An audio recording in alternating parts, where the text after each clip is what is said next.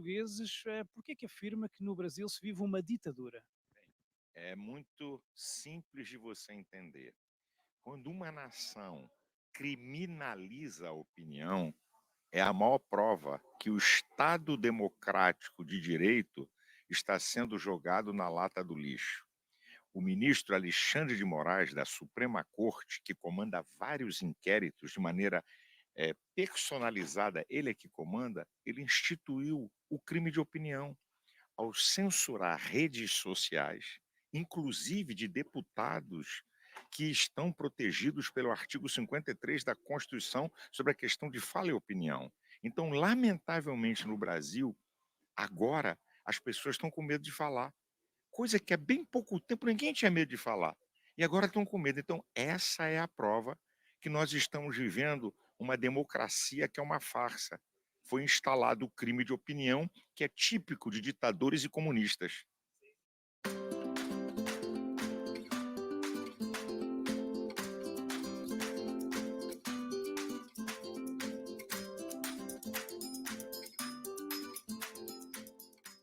Hey, I'm Katie with StreamYard, and today I'm going to teach you about our new feature, Local Recordings. We are super excited to give you even more ways to level up your recordings, podcasts, webinars, whatever you make on StreamYard. All of these methods of content creation are already possible in StreamYard, but local recording makes post-production and repurposing your content easier and cleaner than before. Local recordings on StreamYard are separate, smooth, freeze-free, high-quality audio and video tracks for all participants in a studio. When enabled, the local recording feature will record every component of the broadcast. E o Eduardo Bolsonaro disse-me em Washington que essa é a arma dos fracos e dos cobardes, né? A silenciar o diálogo, não é? Mas com certeza, porque quando você tem medo do opositor, o que é liberdade de expressão? Liberdade de expressão é você falar o que você pensa, por mais esdrúxulo e ridículo que eu ache que é o que você está falando, mas você tem direito de falar. Isso é liberdade de expressão. Então, quando alguém quer controlar o pensamento, e desculpa me dizer que o marxismo cultural ele trabalha no controle do pensamento. Então, você passa a ser um fora da regra, você passa a ser um alienado. É o jogo deles. Eles querem controlar o pensamento para todos dizerem uma mesma coisa, o que nós chamamos de politicamente correto. O politicamente correto é aquele que defende drogas, que defende aborto, que defende casamento gay, que vai contra valores e princípios do cristianismo. Então, eles querem nos calar pegando a opinião e colocando numa caixinha. O que a gente tem que aprender é o seguinte: opinião e fala uniformizada é ditadura do falso consenso. Liberdade de expressão é você falar o que você pensa, aquilo que você está na tua mente, no teu coração, mesmo não concordando. E, lamentavelmente, no Brasil, nós estamos vivendo uma exceção de opinião, lamentavelmente. Exatamente, e chegam-nos relatos de parlamentares a serem perseguidos, com rusgas em casa, Carlos Jordi, contas congeladas, a Bia Kicis também se referiu a isso, jornalistas perseguidos, silenciados, o líder da oposição do principal partido também esteve preso, o Valdemar. O que é que está a acontecer? Estão a perseguir um por um, mas é sempre os de direita, não é? Mas é claro, você veja só, como o ministro da Suprema Corte, Alexandre de Moraes, que preside o Tribunal Superior Eleitoral, disse em alto bom som: a extrema-direita tem que ser combatida na América Latina. Ele usa a fala da esquerda. A esquerda chama de extrema-direita para ridicularizar a oposição que é contra eles, que é a direita. Então, como o ministro de uma Suprema Corte tem lado? Se ele diz que combate a extrema-direita, então ele está combatendo todo o pensamento da direita. Você já parou para pensar numa nação democrática? Está refugiado nos Estados Unidos, o Alan? Qual é o crime que ele cometeu? Ele roubou? Ele teve pacto com narcotráfico? Não, opinião. Então isso é um absurdo. E outros que estão lá, outros que saíram do Brasil, por causa da opinião, gente. Isso é o absurdo dos absurdos.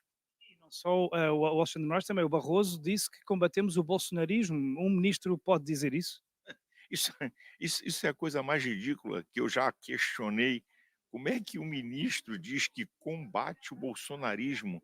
Nós derrotamos o Bolsonaro, nós é plural.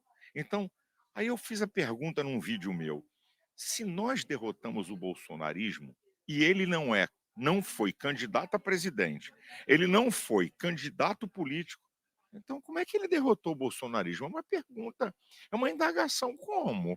Como é que foi isso, hein? Como é que derrotou o bolsonarismo? Urna eletrônica? Será? Eu estou fazendo um questionamento. Como é que ele derrota? Se é um país sério, se é aqui na Europa, ele tinha tomado um impeachment. Ele e Alexandre de Moraes já não poderiam ser ministros de uma Suprema Corte, que as Supremas Cortes das nações mais avançadas e democráticas, os ministros são discretos.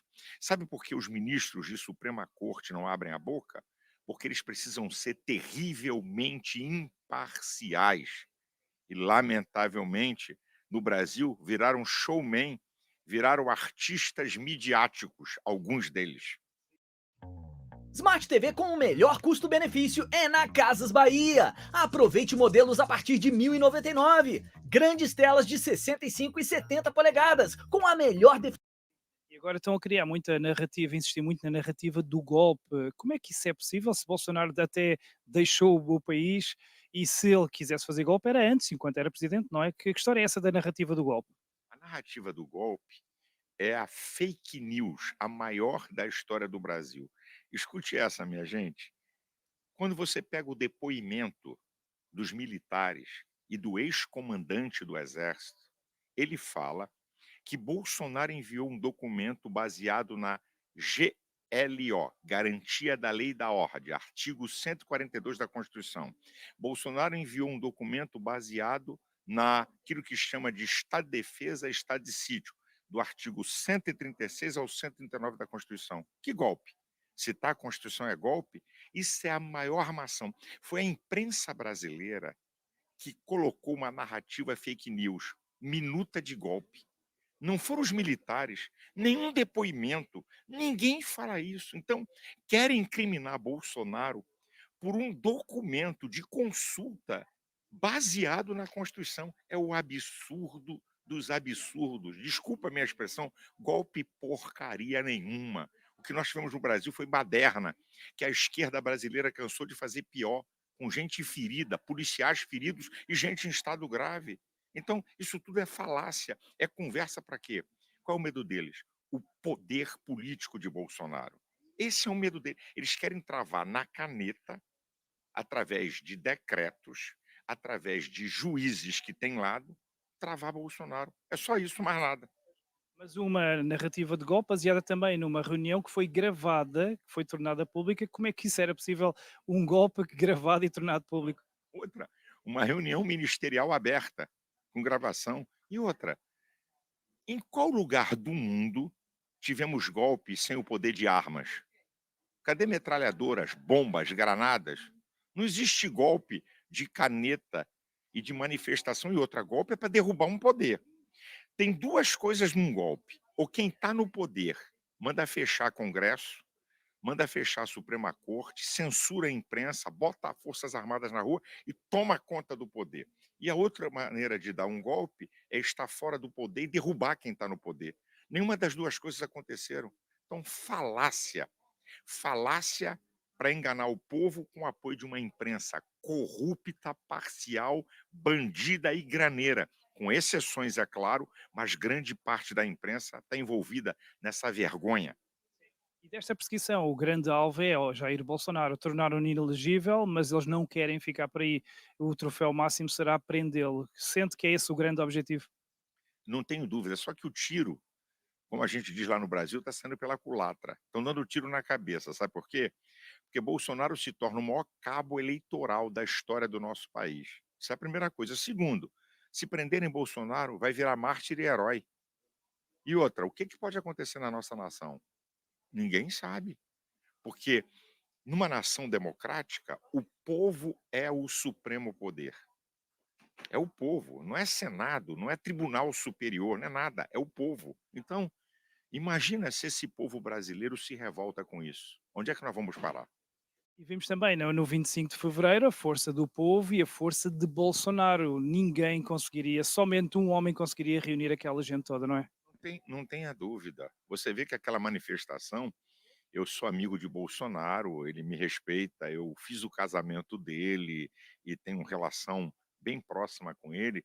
Quando ele estava lá no interior, lá do estado do Rio de Janeiro, amuado, eu dei um sacode. Vai ficar aí chorando? Bota o povo na rua, rapaz. Você é o maior líder da história política desse país. Você tem moral para botar o povo na rua. Você vê, aquele evento foi marcado com 14 dias antes, sem a imprensa dar uma nota, só redes sociais, só para ter a ideia da força do povo. Mais de 700 mil pessoas estavam no domingo à tarde na Avenida Paulista. Será que é possível reduzir o juro de consignado? Será que é possível reduzir o juro dos empréstimos? Será que dá? E numa data escolhida a dedo, porque no dia seguinte estava lá o G20, a imprensa mundial, que não podia esconder esse evento. Isso também não foi inocente, com certeza. Não, isso aí, com todo respeito, eu fui bem estratégico. Eu falei, vamos fazer no dia 25, presidente. Vai ter a imprensa aí, vamos marcar uma posição. E você vê, a manifestação, a única manifestação no Brasil, manifestação política, que foi notícia no mundo, toda a imprensa divulgou e abriu um sinal amarelo para o povo, as pessoas, a opinião pública, a imprensa mundial ver, epa, tem alguma coisa de errado acontecendo no Brasil, que nós não podemos fingir que não estamos vendo. Exatamente. Curiosamente, a imprensa portuguesa escondeu, não passou nenhuma imagem do 25 de Fevereiro, nenhuma, mas tiveram azar que esteve lá um repórter, Sérgio Tavares, que mostrou tudo, ainda por cima em pleno caminhão também ao seu lado. Mas, entretanto, Gilmar Mendes, que esteve aqui em Portugal, acabou de confirmar que não houve golpe nenhum. Então, que história é esta? Eles dizem que há golpe e o próprio ministro vem dizer que não há golpe? O ministro Gilmar Mendes deu uma palavra aqui para a imprensa, dizendo que considerava aquilo uma baderna. E ele é o decano do Supremo Tribunal Federal. Eu acho que a palavra dele tem muita força, tem muito valor, mas lamentavelmente a imprensa brasileira não divulgou, porque a imprensa brasileira está comprometida com toda essa safadeza capitaneada, comandada por Alexandre de Moraes, o maior fake news da nossa história, um inquérito fake news. Sabe qual foi a questão? Eles transformaram uma manifestação de baderneiros em golpe. Então, como foi transformado em golpe lá no Brasil, quem é o responsável por questões de golpe de Estado é o Supremo Tribunal Federal. Com isso, impediram as pessoas de terem acesso às instâncias para se defender. É a maior vergonha, é uma mancha no judiciário brasileiro. Ou seja, no caso, os portugueses esconderam as manifestações do 25 de Fevereiro e a imprensa brasileira esconde as declarações de Gilmar Mendes. Isto prova aqui qualquer coisa. Para terminar, aqui uma resposta à Lula da Silva, que ontem veio dizer que atacar aqui os evangélicos, aliás, já não é a primeira vez que o faz, e veio dizer que o Deus dos evangélicos não é o mesmo dele. O que resposta lhe quer dar aqui, aproveitando aqui esta entrevista para finalizar? Ele foi dizer na sua reunião ministerial que o Deus dele não é o Deus do Malafaia, isso não é o meu Deus. Ele sabia que de tanta mentira que esse cara fala, é a única coisa verdadeira dos últimos tempos, porque na verdade o Deus dele não é o meu, porque o Deus dele é o Deus da mentira, do engano, e o meu Deus é o Deus da verdade. E sabe o que que a Bíblia diz para o cristão? Que o Deus da mentira é o diabo, João 8,44. O Deus da verdade é João 8,32. E conhecereis a verdade vos libertará. Então essa é a única verdade dos últimos tempos que Lula falou. Mas sabe por que ele falou isso? Porque ele está preocupadíssimo, porque os evangélicos no Brasil são mais de 30%. E 80% dos evangélicos são contra ele. E ele está fazendo de tudo para tentar se aproximar. Só que não consegue e nem vai conseguir, porque aí é minha fé, gente. Luz não se mistura com as trevas que ele representa. Essa é a minha questão final. Então, agora o passo seguinte é as pessoas voltarem às ruas, como aconteceu no 25 de Fevereiro, perderem o medo, porque se há uma ditadura, há que resistir com força. Uma mensagem final, então, para todos. A mensagem é essa: o povo é o supremo poder de uma nação. Ninguém pode resistir ao povo. Vão ter outras manifestações no Brasil, com certeza. E o povo brasileiro é pacífico. Nós não concordamos com baderna, com quebra-quebra. Eu não concordo com isso. Eu concordo de um povo pacificamente se manifestar. E eu tenho certeza que no Brasil, se continuar esse estado de coisas, o povo vai mostrar o seu poder. Deus abençoe você que está aqui acompanhando o meu amigo Sérgio Tavares. Deus abençoe sua vida e sua família. Deus abençoe Portugal. E Deus tenha misericórdia de nós.